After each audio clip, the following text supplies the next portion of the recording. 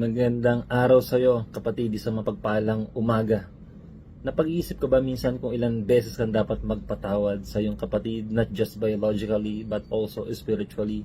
Sabi po ni Jesus Christ kay Peter sa Matthew chapter 18 verse 22, Jesus says unto him, I say not unto thee until 7 times, but until 70 times 7. So 7, sa loob ng isang linggo meron tayong 7 days, at sa isang araw 70.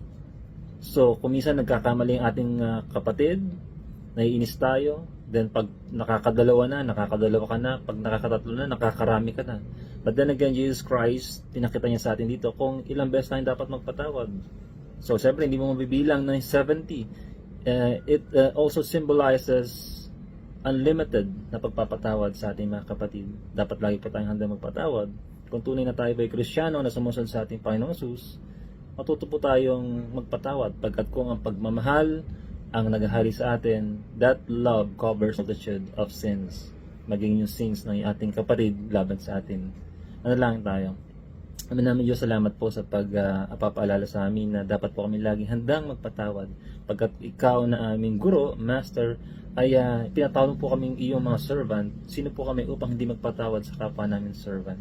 Maraming pong salamat, Lord, sa patuloy na pag-ibig mo at pag-iingat mo sa amin at sa pagpapaunawa sa amin ng iyong banal na salita. Sa iyong papuri, pasasalamat at pagsamba. In Jesus' mighty name we pray. Amen.